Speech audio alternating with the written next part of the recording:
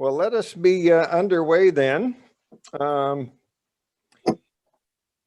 was just thinking about the passage, Matthew 9:36, when Jesus saw the crowds, he had compassion for them because they were harassed and helpless like sheep without a shepherd. And then, of course, we know Psalm 23, the Lord is my shepherd, I shall not be in want.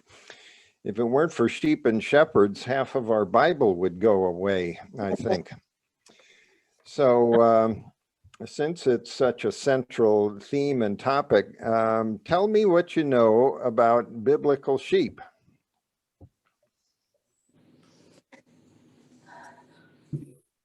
I guess I would say it's what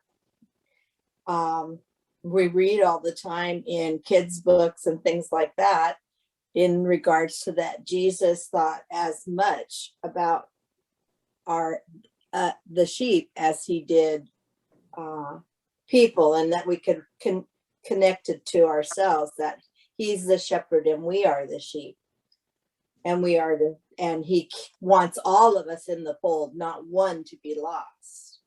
Yeah, okay. Well, that's it. We're done for today. You did it, Deb. Did I do it? Yeah. I started to say, sheep and people, and then I went, no, that's not right. You got to put them together. Let me ask this question. Think of all of the Christian art and Sunday school materials and things like that you've seen over the years. What color are sheep? Pretty much white. White. Mm-hmm. Yeah. White as snow. Yeah, and that's your dark. They all look alike, don't they? Yeah. Well, that's what we've been led to believe, because that's mostly what we see, and that's the way a lot of modern breeds are. It's easiest to dye wool if it starts out all white, and modern breeds have been selectively bred to produce an animal that looks one way. Mm-hmm. And it's probably about 10 years ago now, a friend of mine who's has a little farm out west of the area in Newburgh forwarded me an article that appeared in the Capital Press, an agricultural newspaper published in Salem. And it was about a Jewish man in the area who had acquired a small flock of what are known as Jacob sheep, and was raising them for the horn to be used as the musical instrument to call Jewish worship together, to blow the ram's horn, the shofar. And what this man, Dan Floria, had to say about biblical sheep, Jacob sheep, was just eye-opening and revolutionary. First of all, they are described in Genesis chapter 30 when Jacob is working for his father-in-law Laban, who deviously seems to want to cheat Jacob out of everything that he has earned. Jacob says, well, you don't owe me any money, but I tell you what, let's go through your flocks, and every speckled and spotted sheep and every black lamb and the speckled and spotted among the goats, that'll be my wages. So Laban says, well, fair enough, doesn't cost me any money. And then while Jacob is out taking care of Laban's flocks, he goes through and culls out all of the speckled and spotted sheep and black lambs and goats, and lo and behold, there's nothing to give Jacob. Well, Jacob has to outsmart Laban by selectively breeding and getting his own flock. But there's the description. They're speckled and spotted. And there are a few surviving flocks of these more than 2,000-year-old sheep known as Jacob sheep. And interestingly enough, there was a large flock of them in Canada, and they're now being reintroduced to Israel. And I've got a photo here that I printed. Oh, these things look like cows. Aren't they cute? Cute. And notice that their spots aren't identical. And there's one of them you can just barely see over here next to my pinky. Has a little band of black on its ankle. And a lot of them have that. But notice the black around the eyes and on the face. And here's something else. See the animal with horns? That is not a ram. That is the ewe, the mother sheep. She has horns. All adult Jacob sheep have horns, and many of them have 4. You can see 4 on the one in the background. His go straight, they go straight up. 2 of them go straight up and 2 come out With the sort of ears? horizontally, right ahead of the ears. And sometimes they curve around. They go multiple directions. But here's what this man, Dan Floria, said about these sheep. He says, first of all, you have to realize that these are direct genetic descendants of wild sheep, and they retain a lot of their wild instincts.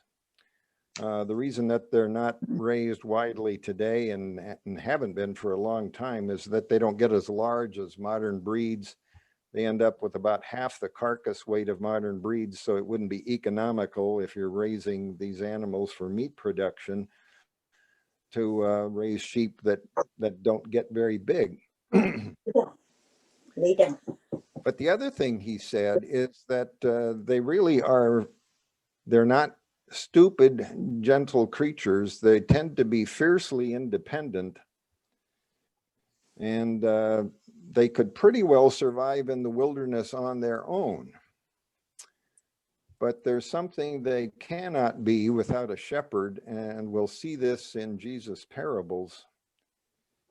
But I thought this is really interesting. I can't remember how many times I've heard this question put to the congregation, you know, doing a children's sermon or something like that. What do you know about sheep? And the answer always is, they are dumb. Yeah. Well, these animals aren't so dumb because they survived without shepherds for centuries until shepherds came along and found out how to work together with them. So we'll pick that up in the scriptures we read. But let's turn to Isaiah 40 right now. Isaiah 40 verses 10 to 11. And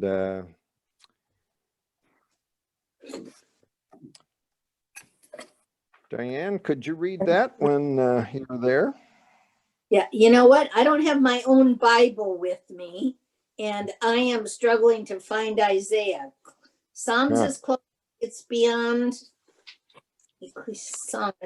Isaiah. Job, Oh, Psalms, Proverbs. I got it. I got it. What was it again? Isaiah 40, 10 to 11. I'm getting there. Me too. Gotta go look it up to see what page it was on. Interestingly enough, you can just use Jacob sheep as a search term and find some marvelous little videos about this flock of sheep that are being reintroduced to Israel. It's quite entertaining. So, Okay. Anyway. Isaiah 40:10. Behold, the Lord God will come with strong hand, and his arm shall rule for him. Behold, his reward is with him, and his work before him. He shall feed his flock like a shepherd. He shall gather the lambs with his arm and carry them in his bosom, and shall gently lead those that are with young. Yeah, or as the NRSV says, and gently lead the mother sheep. Mm-hmm. So This is- here already is a relationship, but Isaiah 40 is what is known as second Isaiah. And the Lord has said, I myself will be the shepherd of my flock. I'm reclaiming you, Israel, as a shepherd feeds and claims his own flock. Gathering the lambs in his arms, there's a real key. You don't pick up an adult sheep, a ewe or a ram, and carry it around with you. First of all, it's a bigger animal, but secondly, unless you begin to develop a relationship with these sheep when they're young as lambs, that may not happen. So this is more than buying a bunch of livestock. This is getting to know the animals and living together lifelong, you might say. And that's what the Lord says the relationship with God's people is to be like.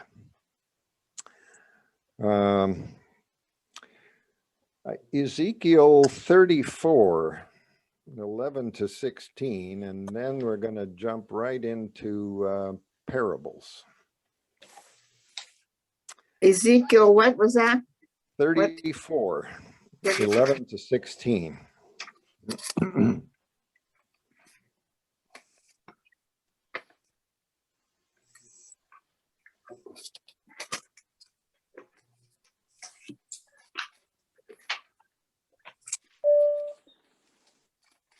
What is that?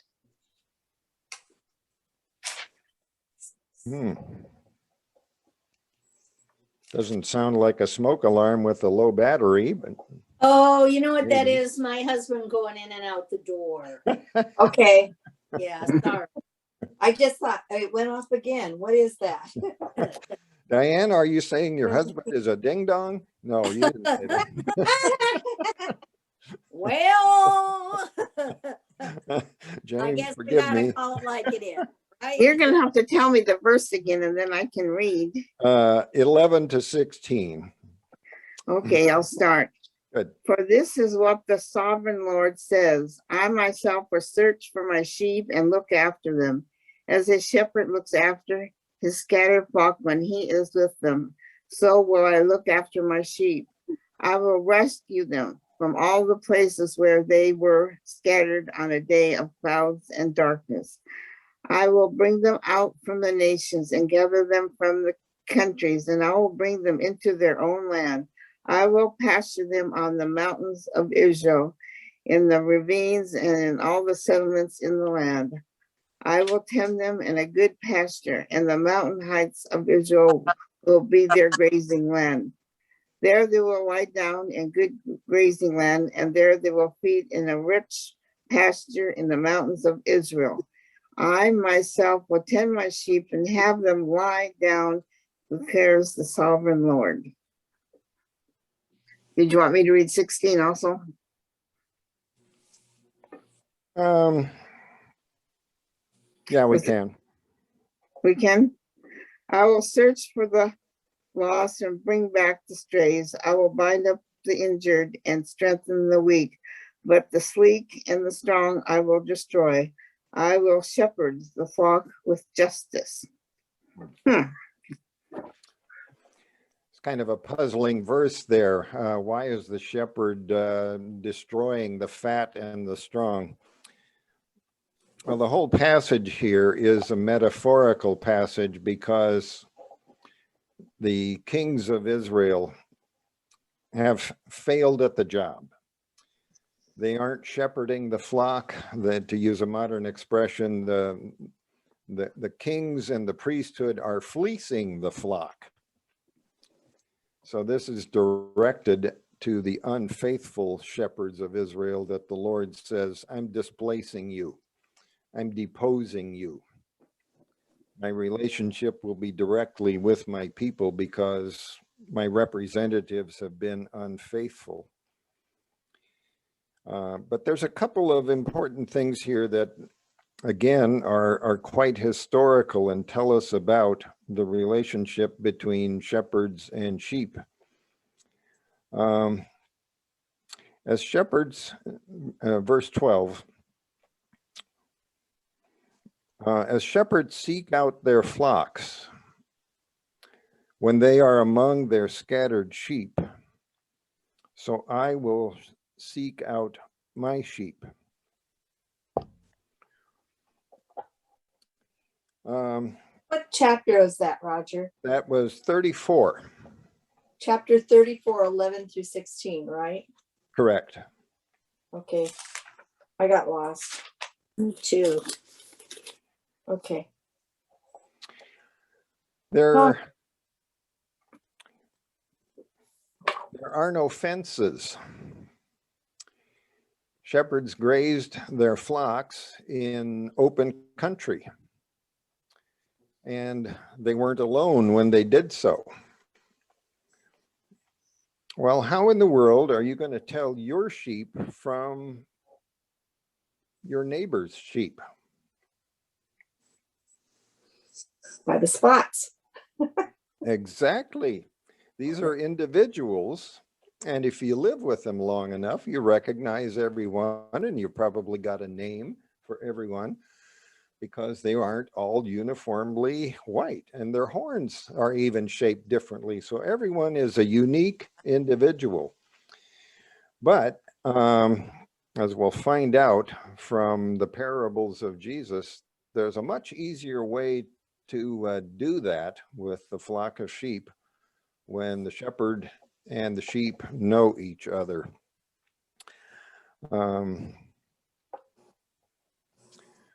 Let's go to John chapter 10.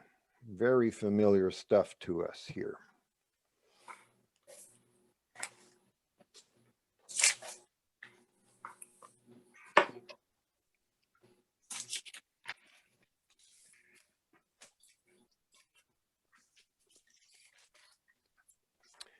John 10, 1 to 16.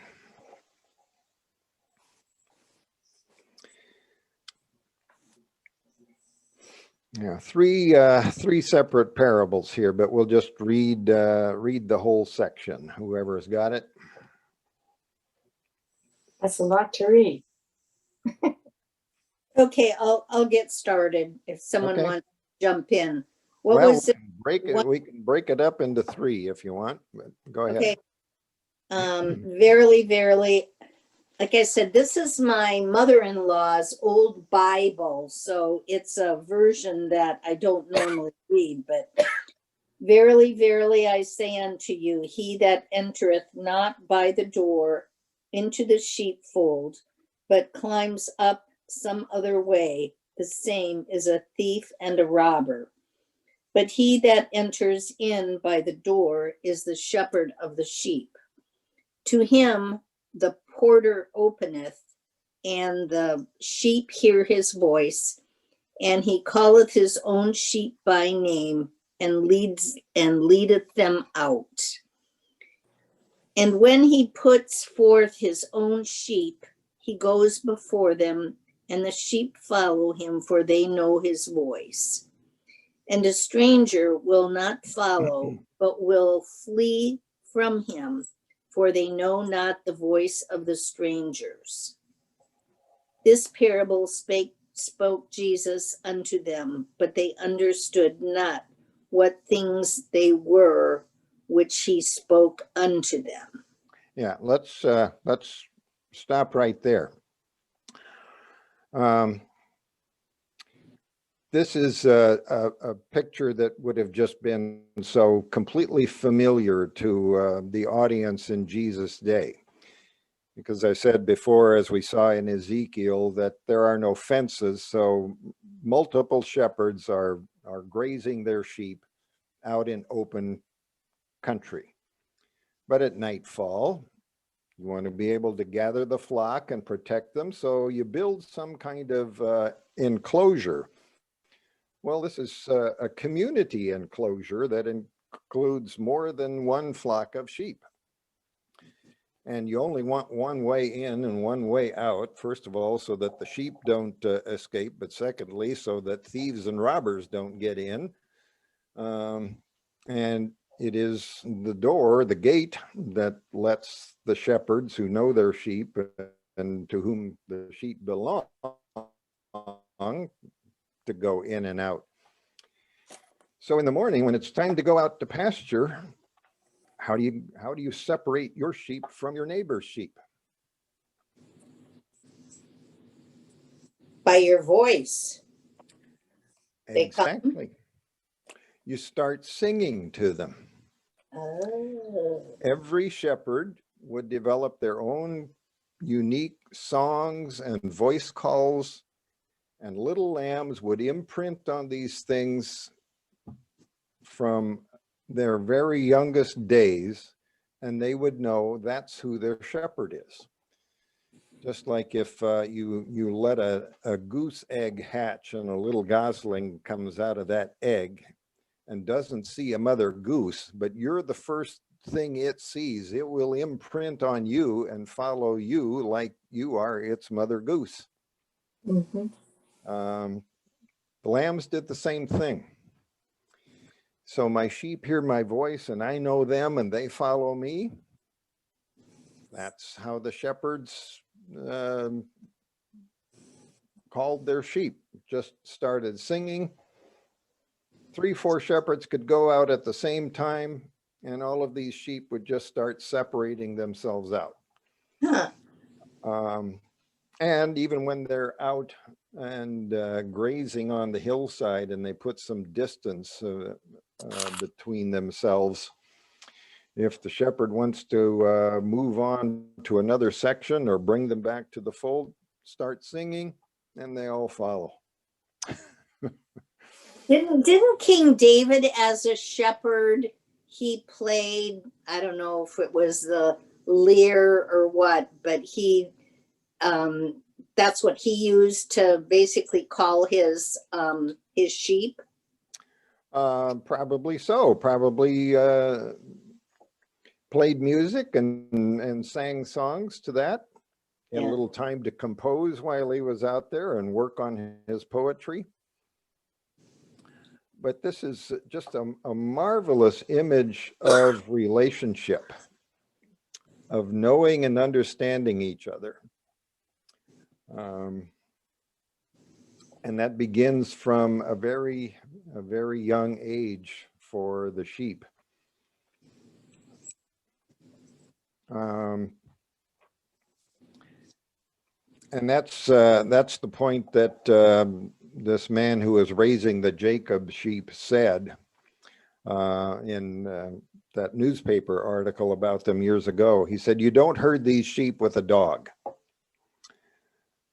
The rams would take that dog and run it off." And they have the horns and the armament to do it. Because the dog is not going to have a relationship with the sheep the way the shepherd does. And the sheep, as far as they're concerned, they don't see much difference between a dog and a wolf. Same sort of creature as far as they're concerned. So this is just a marvelous picture of a human relationship with these creatures. It's a community. And this was occupation that was passed along from generation to generation to generation as to what works best with these sheep, and knowing each of them intimately and as an individual. So now Jesus uses this as the metaphorical image to talk about who is authentically speaking on behalf of God here. Who do we learn to follow? An imposter, a false prophet, or the one who is speaking authentically on behalf of God? So he goes on with the next parable here at verse 7. Let's read 7 to 10. Therefore, Jesus said again, I tell you the truth.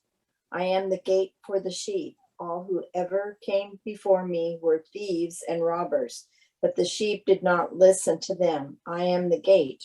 Whoever enters through me will be saved. He will come in and go out and find pasture. The thief comes only to steal and kill and destroy. I have come that they may have life and have it to the full.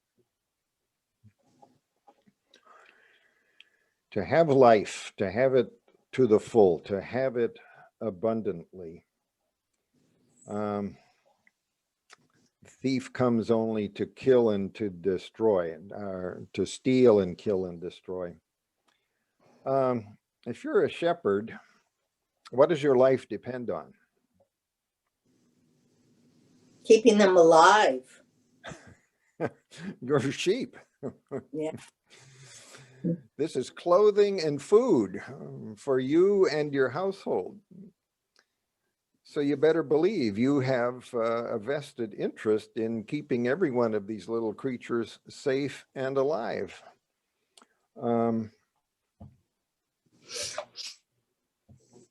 Are you willing to put your life on the line for your sheep? Yes. That might be a stretch, but I'm glad Jesus did. Yeah. Well, if this is what feeds your family, yeah, you have a very strong interest in keeping these sheep alive and in keeping them safe. And that's the difference between having the relationship based on knowing who they are and what they do for you, as opposed to the relationship that wants to make a quick buck, get away with whatever they can get away with. Unfortunately, thieves existed in Jesus' day, just as they do in our day. And thank God they didn't have guns, or sheep may not have survived. So That's true. And here's the really wonderful continuation of this, verses 11 to 16.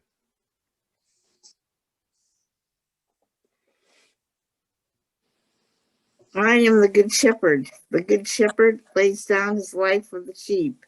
The hired hand is not the shepherd who owns the sheep. So when he sees the wolf coming, he abandons the sheep and runs away. Then the wolf attacks the flock and scatters it. The man runs away because he is hired hand and cares nothing for the sheep. I am the good shepherd. I know my sheep, and my sheep know me, just as the Father knows me, and I know the Father. And I lay down my life for the sheep. I have other sheep that are not of this sheep pen. I must bring them also. They too will listen to my voice, and there shall be one flock and one shepherd. The reason my Father loves me is that I lay down my life only to take it up again. No one takes it from me, but I lay down of my own accord. I have authority to lay it down and authority to take it up again. This command I received from my Father. Yeah, good. Couple of things. Something else that people experienced in Jesus' day is when a sheep herder tried to get really big and go commercial, or when perhaps either agents of King Herod or the Romans decided, well, let's make a commercial operation out of this, and we can hire shepherds to take care of the sheep, not realizing that sheep who don't know their shepherds aren't going to follow very well. And secondly, the shepherd that's working for wages is not going to have the same vested interest in the health of this sheep. So when the threat comes along, the hired hand takes off. It says, I'm going to think of myself first and only myself, because I ain't fighting that wolf. These sheep don't belong to me. I don't care about them the same way.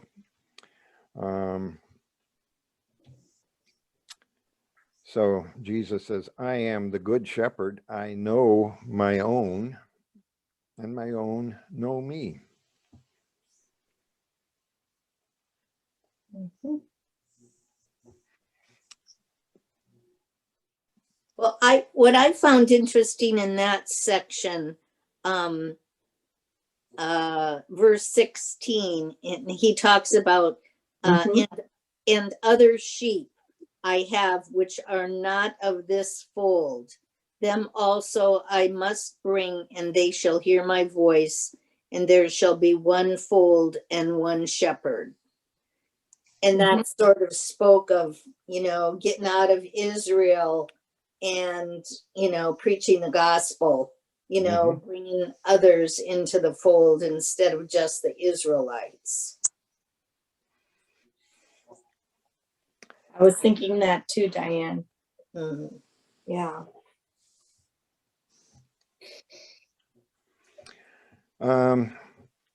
Yeah, that brings up an interesting question. Are there other voices that we can listen to No. in the world today? There's lots of voices you could listen to, and you do sometimes.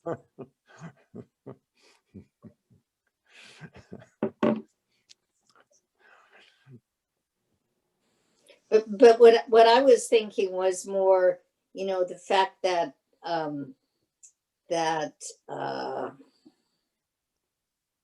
even though they might not be from the flock that you initially have, that there's ways of bringing them into your flock.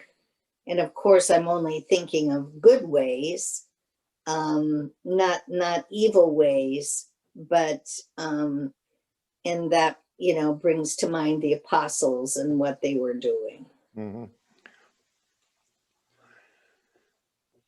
Yeah, and this You could. expansive outlook that you so well picked up on, Diane. And I must bring them also, and they will listen to my voice. It's still done the same way, Mhm. by having the voice that speaks on behalf of God, that speaks to the heart, that sees them for who they are. That could be related to the church too, in Mhm. trying to bring other people.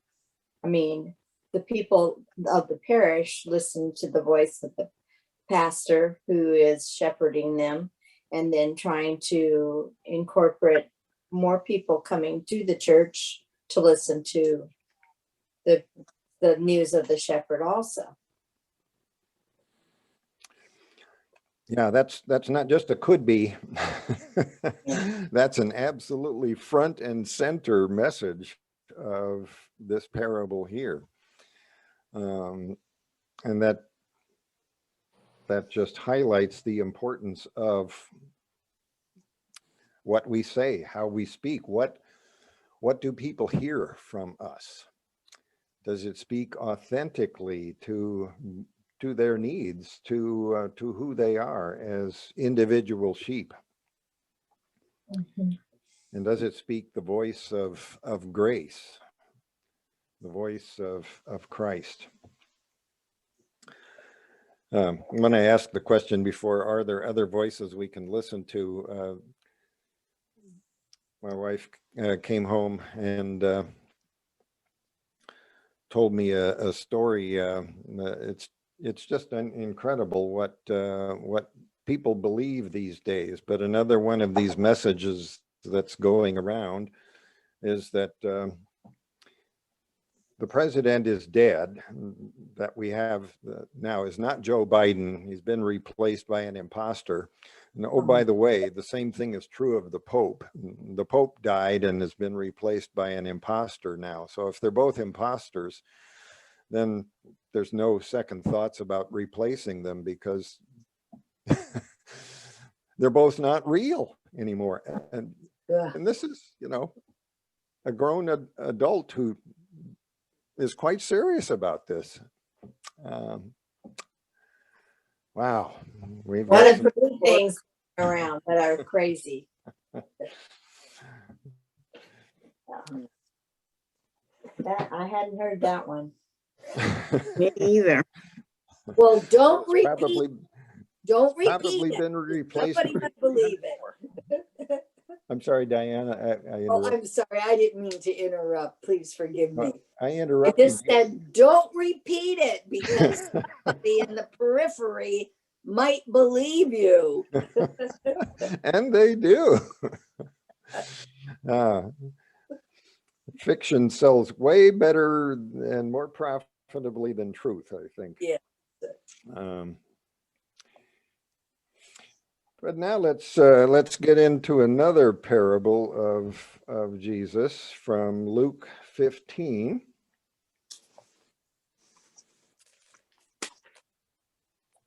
Luke 15. That's 1 to 7.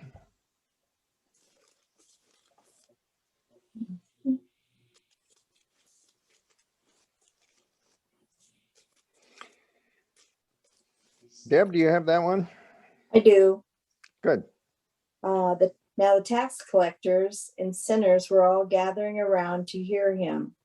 But the Pharisees and the teachers of the law muttered, this man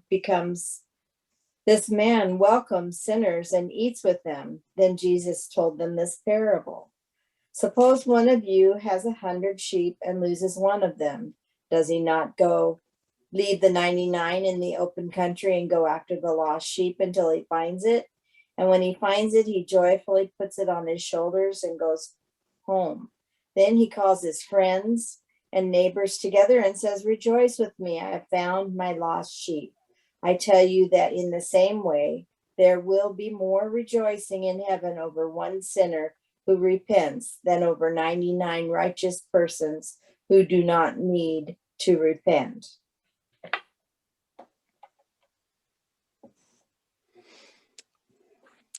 That seems unfair. I was good all the time. I should be celebrated, right? You sound like prodigal son's brother. That was the idea. You know, modern, well, first of all, you hear anything else in there that I'm really glad you said that, Deb. That seems unfair. We get the greatest progress sometimes when we say, what's the snag in this? What doesn't sound right? What would we never do, or what defies logic? Anything else in there? Well, leaving the 99, it's like you're leaving the masses unattended because of your desire to save this one, and what's going to happen to them while you're gone. Yeah. Yeah, I think that's probably what everybody who heard this parable would have said first. Really? Which one of you having 100 sheep and losing one does not leave the 99? Well, they're probably looking at each other and saying, well, nobody who's got a brain would do that. Nobody I know would leave the 99. Or to put it in modern business terminology, what's the return on investment ratio here? Yeah, I might find that one, but I might come back and found out I've lost 30. What's the profit loss here? You know, we just got to write that one off and move on. And that's not what this shepherd does at all. But But secondly, knowing what we know about biblical sheep, it may tell us something about the one that is lost. You know, we've heard this parable as the one who's out there in the wilderness is completely helpless and, you know, is dying of fear and all. And the one that's out there in the wilderness may be saying, yeah, it ain't so bad out here.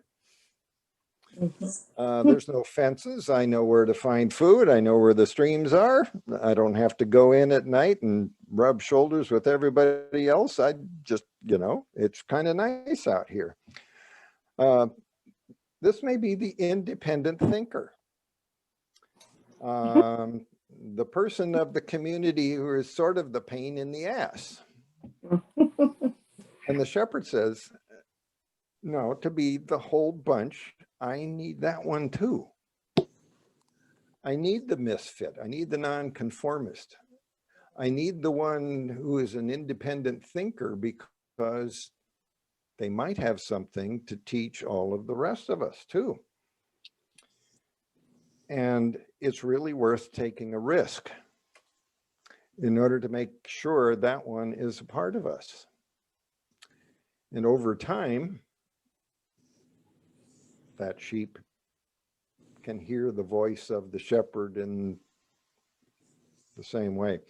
I wrote a little chancel drama about 2 years ago. Sometime maybe I'll get to do it at Resurrection, but you know, the headstrong lost sheep is a sheep named Herb. And it's about how fed up Herb is with that bunch back there, and nobody can think for themselves anymore. And it's quite a conversation between the shepherd and Herb finally is persuaded to come back to the flock. But do we see the church in this parable here anywhere?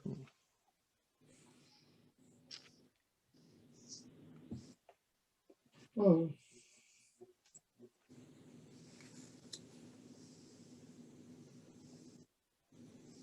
Well, I guess I would say, you know, that like when we bring, you know, when babies are baptized, when youth are confirmed, we celebrate those people, you know, with a cake, with clapping, with presents, you know, or new members, we, you know, have like a little celebratory thing when they join. Sure. I don't know, that's.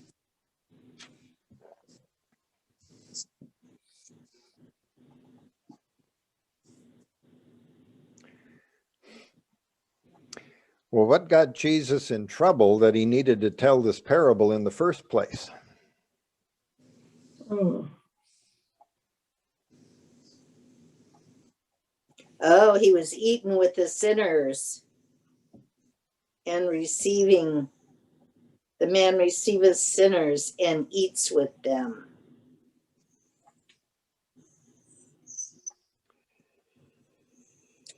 Hmm. So Yeah, that's the something one- to do. I'm sorry, go ahead, Deb. No, I was thinking out loud. Yeah, Jesus was hanging around with those people. Put quotation marks around it, those people. And whatever description and definition you want to put with those people, that's what Jesus was in trouble for. And apparently those people, in God's view,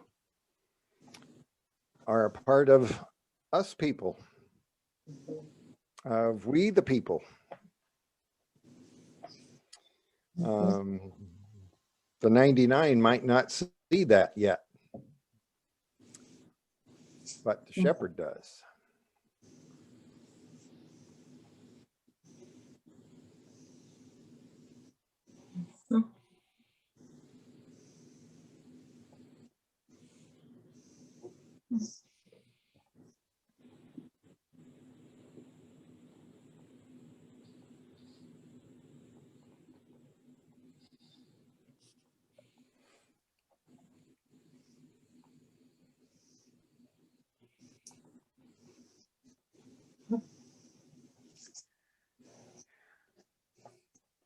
I opened today with a passage from Matthew 9:36. It's just kind of an introductory note to what Jesus does next, but we'll just go back there.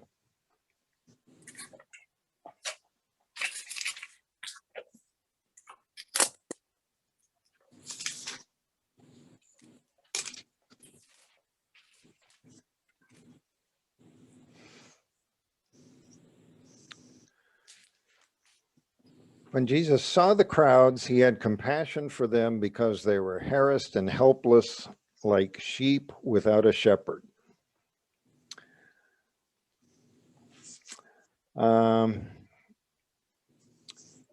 Before I learned more about biblical sheep, I always understood this passage one way, that they were just, well, helpless, just not able to do anything on their own. But now I hear that a little bit differently, because knowing how sheep became a flock, even though these wonderful, colorful, spotted, speckled individual animals who are fiercely independent, and everybody's got horns when they grow up and they can pretty well take care of themselves in the wilderness, the one thing they can never be without a shepherd is a community. There's nothing to pull them together. The rams would probably become very territorial and run the others off and try to have their own little bunch over here and over there. And I think that's what Jesus sees. Rather than helplessness, he sees all of these rifts and divisions and polarizations, because there's nothing to pull them together. So they fly apart into little bunches that can never be a community.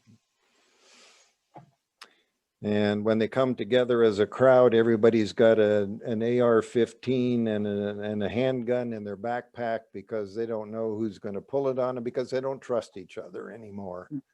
I think that's the kind of stuff that Jesus sees and says, look, a voice needs to be spoken into this,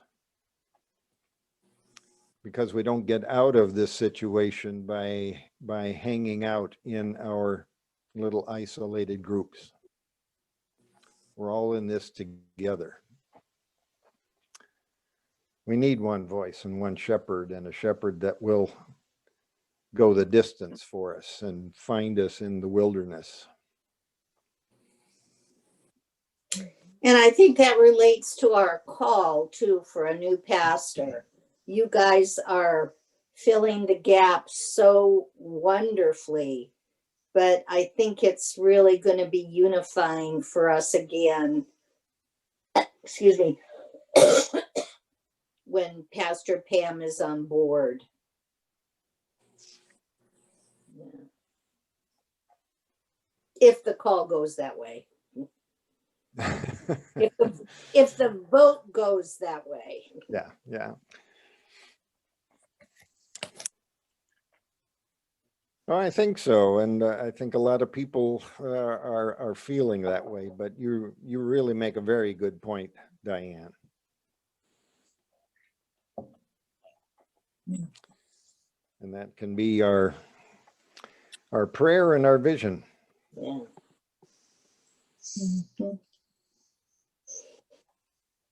I wonder how that would look if Jesus came and just, it says he saw the crowds and he had compassion on them. Put him in the middle of the riots downtown and all the shootings and everything that are going on. And he had compassion on them because they were harassed and helpless like sheep without a shepherd. Mm-hmm. Yeah. And I know he would have compassion. I mean, that's his job, right? That's who he is. Yeah. But it's an interesting picture. Yeah, and there's really something interesting behind the biblical terminology here in the Greek that we translate as having compassion. It a better rendering of it is that it gave him a wrenching in the guts. It's That like he sounds saw even that better. and it kicked him in the gut and said, this needs attention. Mhm. It affected him viscerally, you might say. Mm. Well, that fits in even better. So, you know, when something gets us in the gut, that's a strong motivator to get Um, moving, to get something going. This goes back to a book I just finished called Untamed, and she talks toward the end about your passions. If people feel that, you know, they don't really know what their passion is or where they're supposed to be, she said, just think about even things you watch on television. She said, like advertisements. Oh, yeah. Is it the pets that don't have homes? Is it the children that don't have food? Is it the homeless? And she said, if there's a place in all of that where you can't watch it because it touches you so viscerally, she said, that is where you should be. And I never had a take on it like that. It's just that, Yeah. oh, I can't watch that advertisement about all those abused dogs one more time, you know, type of I thing. know, it kills me. Yeah. The animal ones just kill me. Yeah. I think we're conditioned to see some of the other stuff, but it's just when you get it all going at you, it's the helpless that have been abused that really affects me.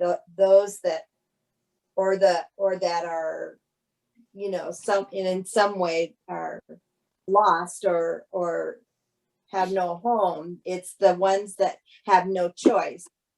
They are subject to someone else for their life.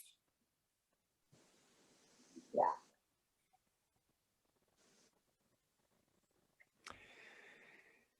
Yeah, well, our time is nearly up here. Thanks for the discussion today. It's been really fun for me.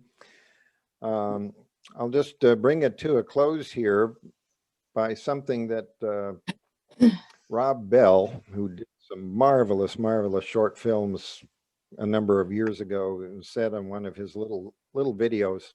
He said, you ever run into some of these people who just feel like they're itching for a fight?